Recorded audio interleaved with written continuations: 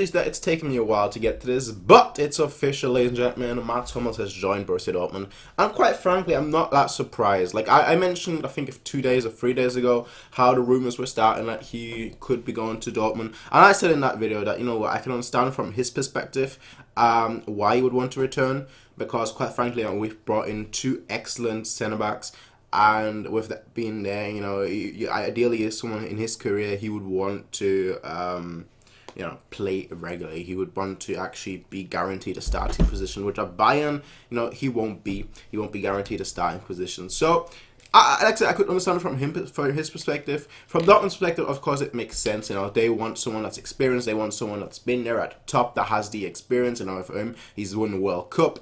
You know, he's won the Bundesliga. He's won the DFB Pokal. He's won pretty much everything except the Champions League. But he's won pretty much everything. And you know, it makes sense from from Dortmund's perspective too.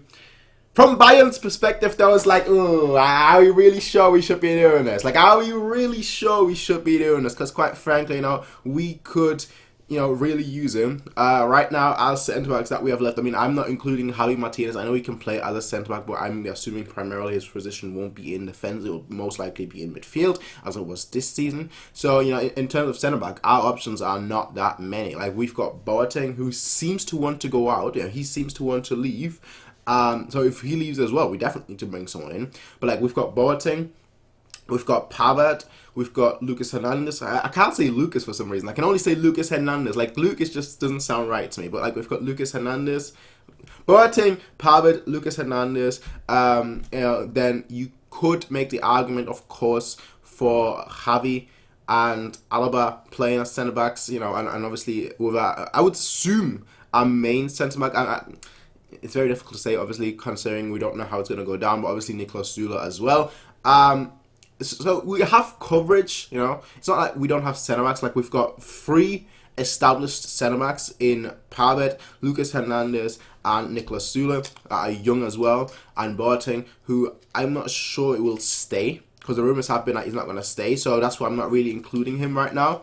Of course, maybe like, with Hummels leaving, he might stay. You know, he might be thinking to himself, you know what, maybe I'll stay. But it was never really about playing for him. It was more so about finding a new challenge. So I still see him leaving, in all honesty. And if he leaves, we definitely need to bring someone in. I feel like, you know, we have options, but like, our options, our coverage, besides like, you know, our first switchable centre back, you know, besides that, we don't really have established centre backs, if that makes sense. Like, we've got players that can kind of fill in that positions, and, you know, Kimmich could also kind of fill in that position. We saw that under Pep Guardiola. So personally, I feel like, let's wait. If Boateng still wants to leave, let's buy another centre back. If he doesn't want to leave, you know, it's fine. Now, in terms of Mats Hummels at Bayern, he's obviously had a wonderful, I would say, wonderful career. Very, very good second half of the season. Not so much in the first half of the season. That's, you know, that's just what it is. But in general, you know, his career at Bayern has been very, very good.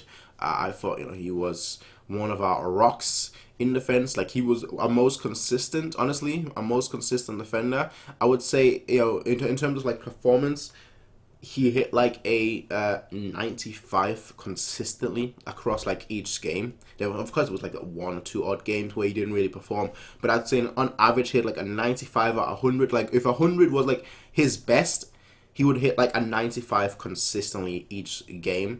Whereas I felt like our other centre backs, they would constantly hit like 90s or so, but like they would have higher peaks. Like, they would hit like these hundreds, you know, a lot more. So, you know, kind of weird scaling, I know, but just go with it, all right? Like, they would be more like up and down and up and down and up and down, basically. Whereas Hummels, he was just like then like occasional peak, an occasional dip, and then like kind of like being very, very consistent in terms of his performance over a season. Now the fee is believed to be roughly, I think it's like 30.8 million. That will rise up to like 38 million with bonuses. You know, so ideally it's 30 million. You know, we don't know what these bonuses exactly are. Like, the nature of them, of course, they could be something as simple as play X amount of games, you know, play X amount of games in the Champions League, play X amount of, or score. I don't think it will be score, because that would be kind of stupid extra bonus to add down there. But, you know, it'd be something like that. So we don't exactly know the nature of these bonuses. But let's just say, roughly, you know, between the 30 million and the 38 million that we've got through bonuses, let's just say the fee is give or take 34 million. you know, 34 to 35 million that will officially get, you know, that will probably get, you know, in the next year or so. You know, we've got 30 million in the bank right now, but, you know, add on, say, 4 million or 5 million of these performance bonuses on top of that as well. I'm sad to see Hummels go, I'll be honest. I'm sad. For me, having the two centre-backs that, you know, led Germany forward in the World Cup, I thought was brilliant. I thought it was a good move, you know, not just for Germany, but also for Bayern. And, you know, of course, with both of them having been retired from Germany, it makes sense.